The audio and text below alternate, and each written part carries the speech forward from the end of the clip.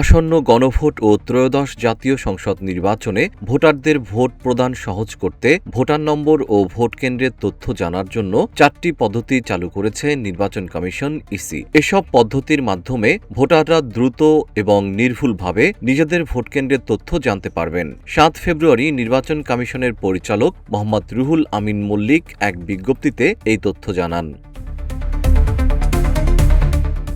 ভোটাররা smart election management BD app ব্যবহার করে ভোটকেন্দ্রের তথ্য জানতে পারবেন। এজন্য প্লে স্টোর বা অ্যাপ স্টোর থেকে অ্যাপটি ডাউনলোড করে ইনস্টল করতে হবে। অ্যাপের ড্যাশবোর্ড থেকে ত্রয়োদশ জাতীয় সংসদ নির্বাচন অপশনটি নির্বাচন করে ভোটকেন্দ্র খুঁজুন অপশনে ক্লিক করতে হবে। এরপর জাতীয় পরিচয়পত্র নম্বর ও জন্ম তারিখ দিয়ে অনুসন্ধান করলে ভোটার নম্বর, ভোটার ক্রমিক নম্বর, ভোটকেন্দ্রের নাম ও ঠিকানা দেখা যাবে। এছাড়া ভোটাররা হটলাইন নম্বর 105 কল করেও ভোটকেন্দ্রের তথ্য জানতে পারবেন। কল করার পর অপারেটরের সঙ্গে কথা বলতে 9 চাপতে হবে। এক্ষেত্রে জাতীয় পরিচয়পত্র নম্বর ও জন্ম তারিখ প্রয়োজন হবে। প্রতিদিন ভোর 6টা থেকে রাত 12টা পর্যন্ত এ সেবা চালু থাকবে এবং এতে কোনো খরচ লাগবে না।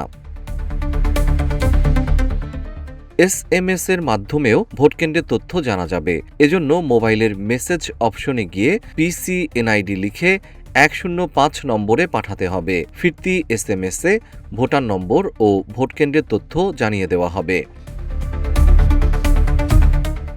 এছাড়া নির্বাচন কমিশনের ওয়েবসাইট ecs.gov.bd ব্যবহার করেও ভোটকেন্দ্রের তথ্য পাওয়া যাবে।